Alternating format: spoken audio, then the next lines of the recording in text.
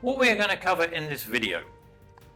The first part, I will show you the block and why we have this type of block and what it can be used for.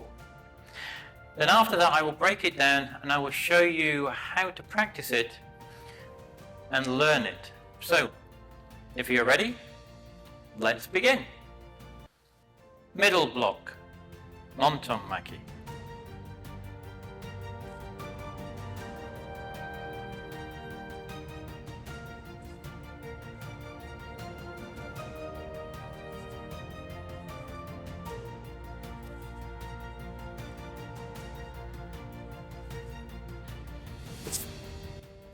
You've just seen the basic block, but what is it used for in Taekwondo or martial arts?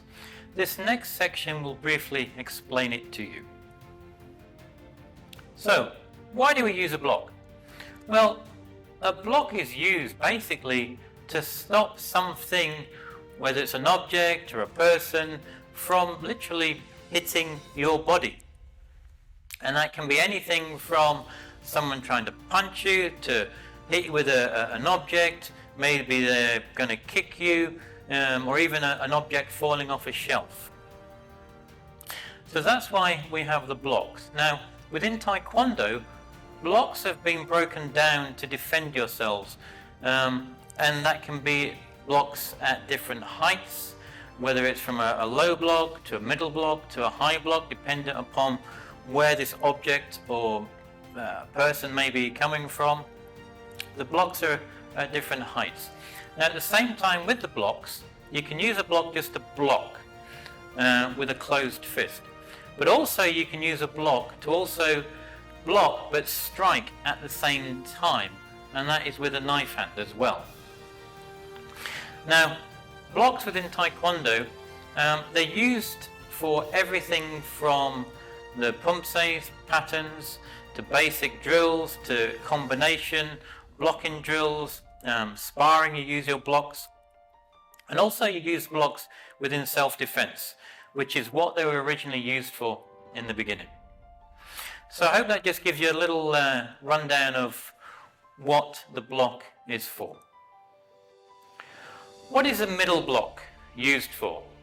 Well, the block's main purpose is to stop an object or an item or a person's body part, a fist or a punch or a kick, anything like that which is coming at them, and it's coming at them at that mid-level.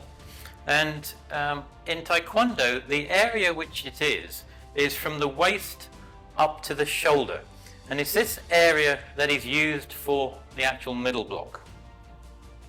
So let me now show you some examples of how the middle block is used.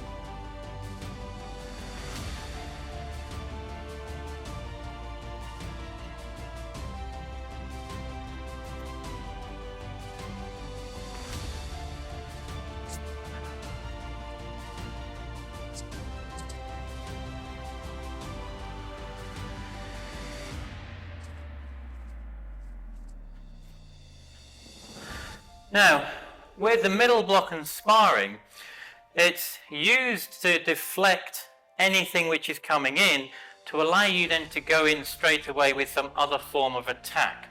For example, we may be there sparring away, that person is coming in, maybe they're bringing a turning kick in. From here, I'm maybe stepping to the side, blocking it with my outer arm to allow me then to come in and kick with a turning kick for talking's sake. In the Taekwondo pattern of pumse, this block is used several times. So let's take a look.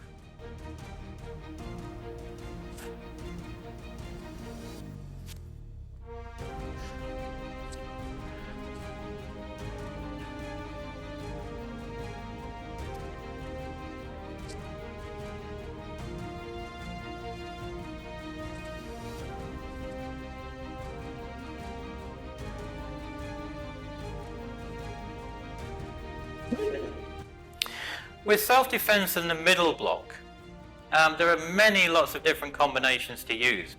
But the block itself, when it's within this area here, is more of a deflection, a block, to allow you then to come in and strike and do some other form, whether it's a strike or it's a grab or it's a lock. You're utilizing the block to deflect and stop the hand or the object coming towards you.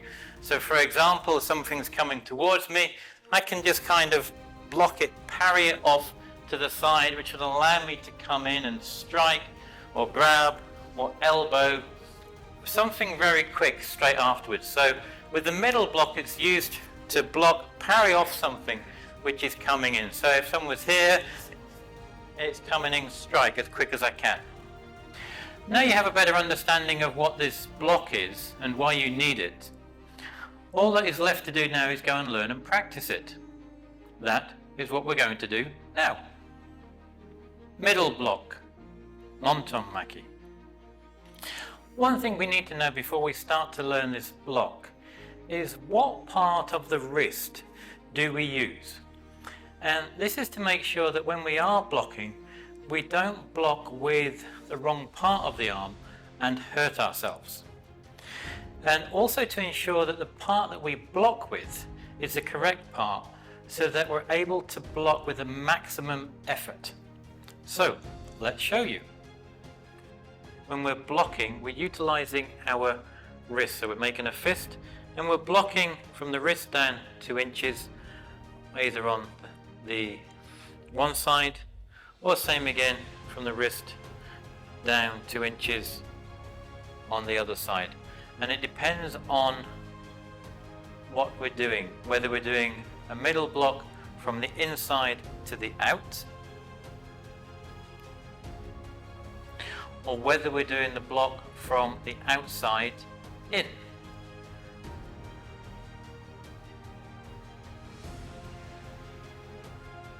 So as you can see, you're utilizing either side of the wrist. So how do we practice and learn the block? To start with, we need to feel and understand the mechanics of the movement of our wrists and our hands. When we're doing the actual block, what is happening? We're twisting and turning our wrists and arms at the same time. So how do we practice that? Well, the easiest way to do it is, first we're going to make cross our hands like so, okay? And our palms are facing outwards. And our right hand is on the bottom, my left hand is on the top. And all I'm going to do is basically, we're going to close our hands to make the fist. So we close our hands to make the fist, and all I'm wanting you to do is take your right hand and pull it back. And as you're pulling it back, you're twisting it and putting it back onto your hip, onto your right hip. And we put it back up again. When we put it back up, we're twisting it back up, so our palms are facing out again. Let's try that one more time. So we're taking the right hand, we're pulling it down. As we're pulling it down, we're pulling it down towards the actual hip and sitting it on the hip. Now you'll notice at the same time, when I'm pulling it down, I'm not pulling it down out and around and down. I'm pulling it straight down. So my wrist, my elbow is coming directly down past my body. So it's kind of like touching it as it comes down. And it's coming as it's coming down, it's twisting as it's coming down. So at the very end, it's just finishing on my hip facing upwards. And as you see, when I go back up, the same thing happens. As I'm going back up and twisting it. So when I finish at the top of the X block, my hands are together. One more time. We're pulling it down, making sure my hand is twisting as I'm coming down. My elbow is as close as it can to my body. And I'm twisting, twisting, twisting, turning and finishing on my hip. And as we go back up again, it's going up and twisting back the other way. Let's try the other hand. It's the same again, this with the left hand. So we're coming down. As we're coming down, we're twisting and turning and finishing at the bottom on the hip. and as you notice, my elbow is as close to my body as possible. Same again, as it goes back up, it goes back up, it comes straight up, and it twists at the same time, like so. One more time, it comes down, twists, my elbow is in, and it pulls down. Now this time what we're going to do right hand in the front. This time we're going to pull down with the right hand, and then pull down with the left hand. This time a little bit quicker. And all you're trying to do is get a feel of the hand pulling back onto the hip, like so. Now this time we're going to take the right hand, and instead of pulling it down, all we're going to do is take it and turn it out to the right, like so. And what we're going to do is end up where our knuckles are the same height as our shoulder. Our elbow is bent. It's meant to be bent between 90 and 120 degree angle. And it's not touching our body, it's just slightly out. So let's try that. So we're going to just twist our right hand out. As we're twisting it right hand out, the wrist is twisting over, and it finishes. We're just moving a tiny little distance here. It's in the same line as my shoulder. It's not past my shoulder, it's on the same line as my shoulder. And as you can see, the angle is between 90, so that's like a 90 degree angle. It's halfway in the middle. It's 90 to 120, and it's dropping. The elbow drops down slightly, and then we twist it back in again. Out, in, out, in, out, in. Let's try the other hand, the left hand. So we're twisting it out, making sure it's the same height as my shoulder, and the angle is a 90 to 120 degree angle, and his elbow is bent. The reason why the elbow is bent, this is to stop any attack trying to hit the area here. If it's up too high, this is very open and someone can quite easily attack it and punch it. If it's dropped, it's level with the shoulder, it's dropped, then it's more difficult for someone to punch. That's why it's bent. Making sure at the same time our wrists are nice and straight. Let's try that again. We're twisting out, making sure it's level and in the same line. We don't go past the shoulder, it's on the same line. And you twist it back in. Twist it out, twist it back in. Twist it out, twist it back in. Now we've done two movements here. We've done twist down and we've twisted out. What we're going to do this time, we're going to put them together. So as I pull down with my right hand in front, left hand on the top. What I'm going to do this time, I'm going to pull down with my left hand and out with my right hand. So my right hand goes out, my left hand comes back, and then we go back to the center. As we go back to the center, we twist back again.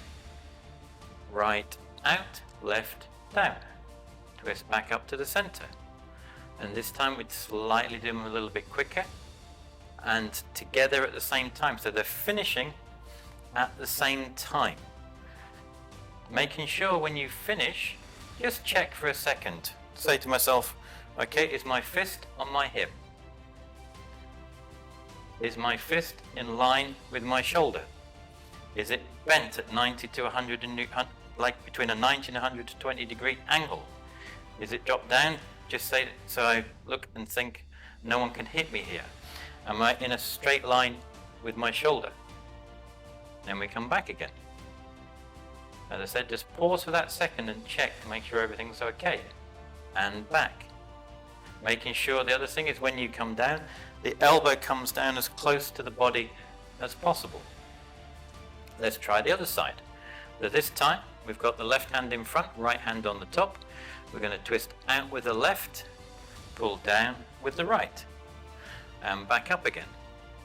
Out with the left, down with the right, making sure it's level on the same plane. You've got the angle here, wrists are straight, and back up again. Twisting out and down. Same again. Give that yourself a second to check. Hand on the hip, facing forward, looking forward. Elbow 90 to 120 degree angle. Top of the fist, level with the shoulder, straight line, making sure my wrist is nice and straight. And I'm blocking, remember, I'm blocking with the part which is just below the wrist, 2 inches down. Back up and down, up, down, up, down. So if you just keep practicing that, that will give you a feel of the twisting motion of the actual hands. Now, the next part is what we need to do. We need to put that into the correct movement of the actual arms. So how do we do that? What we do, so we start off in our chumpy position, ready position. From here, I'm going to move my left hand, goes out in front of myself, and my right hand comes up to my ear. And if you say to yourself, like, touch my ear, we're exaggerating this at the moment in time to get a feel of it. So my right hand, back of my right hand is touching my ear, my left hand is out in the front. If you notice, it is not to the side, it's just slightly across my body. And the reason for this is because it's then protecting this area here. If it was over to the side, then someone could quite easily punch me in the center here. I have my arm just slightly in a little bit, protecting this part here. So from the ready position chumbi, my left hand goes out and my right hand comes back up to my ear. From here, then we do the move. I'm going to then take my left hand comes up to the middle, like we were just practicing, and my right hand comes all the way down, keeping the elbow nice and tight and in, and pull down to the waist. And again, 1, 2. Back to the beginning. Left hand down, right hand up. Just pause for a second, check, make sure everything's okay. Are my wrists nice and straight? This arm is not locked out and straight, it's just slightly bent and relaxed. You're all relaxed at this point. And then from here we're twisting. Left hand comes up and twists, right hand comes back onto the hip. And then just look at yourself. Am I facing forward? Am I straight? Is my knuckle the same height as my shoulder? Is my elbow and arm in the same position, straight? Am I bending my arm correctly? Not touching, just slightly out. Bent, wrist straight, hand back on the hip. One more time. Down, up, cross. Now, you can do the same on the other side, exactly the same. The right hand goes out. As the right hand goes out, the left hand comes up to the ear. Same again, don't have it open. You've got your arms closed. As you can see, this is so nothing can get through this area here. If I did this, then all this is open. You want to keep it closed. So it's close to your body as you're doing this. Coming up. So my right hand's gone out, my left hand coming up. Just at this time, you're just touching your ear to give you an indication of what you're doing. Don't have your arm too high up here. This is open. It's slightly down. From here, I'm going to twist with my I'm twisting with my right hand's coming up. My left hand is coming down. As you see, when I'm crossing them, everything is close into my body. And they're finishing at the very end of the move. The twisting of the hands finishes at the end of the move. From here, watch, it's twist, twist, twist, twist, twist, twist, twist, twist, twist, twist, twist. Just as the move is finishing, that's when you finish the twisting of the move. And then check again to make sure that everything is correct. Level of the wrist against the shoulder, it's straight, bent, hand on the hip, looking forward. 1, 2. 1, 2. Now that's giving you an idea of the very basic move. So how do we then go from here, and we're just doing the blocks quite naturally and comfortably. So same again, we'll start again. Left hand forward, right hand up, and then we're doing the block as normal. So from here, we've blocked. How do we do the next move? So we're going from the right hand comes, the hand which is on the hip comes down to the front. The hand which has been blocking comes up to the ear, and as you can see, this is nice and close and closed. Then from there, we're just swapping in that the right hand coming up to block, left hand comes down. Same again, the hand which is on the hip comes out, the opposite hand comes up to the ear and block, block, block. And each time you finish, just check to make sure you're in that right position with all the points that we've discussed before.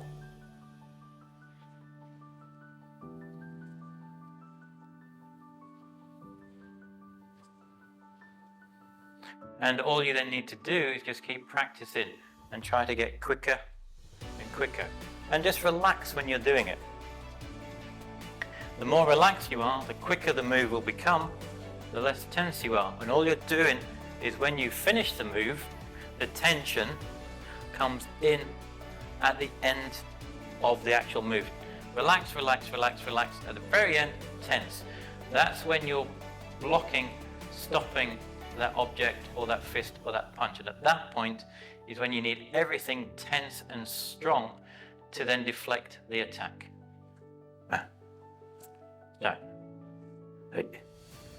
Now the other way you can do that is when you're practicing is key up at the same time. When you key up, that will send all your energy, all your strengths at the end of the move to block it, like so.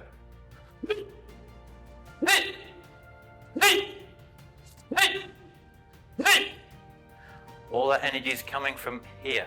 Remember, coming from the abdomen, just below the belly button, and coming, breathing in. So at the same time, what we're doing, breathing in through our nose, as the block is coming out, that last split second, it finishes all at once.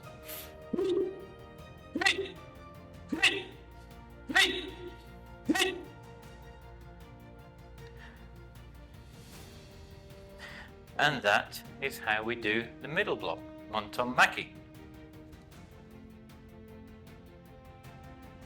This is just a little tip for you. Is one thing to remember is when you're actually practicing the block, whether it's a low block or whether it's a middle block or whether it's a high block, is you want to make sure that whether it's in a combination or a drill or a pattern that you're doing, that you practice it as real as possible. Make it as real as possible in your mind, so that if you are doing a blocking drill, try to picture that punch coming towards you or that kick coming towards you, and that you're really trying to block it in whatever area that you're doing, and you're thinking that yes, I've made that properly and I've really stopped that kick or that punch. Because if you practice it like that, if unfortunately you ever find yourself in a situation where you had to use it, then because you've been practicing it properly, you have a better chance of actually stopping that object or item if it is coming towards you or being attacked by it. So that's just a little thing to remember, is when you're practicing, try to make it as real as you can in your own mind.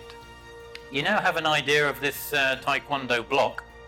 All you now need to do is go and practice it, and you can build your own strong foundation. Below is a link in the left hand corner here to the next Taekwondo video for blocks, so you can go and learn and practice the actual blocks themselves.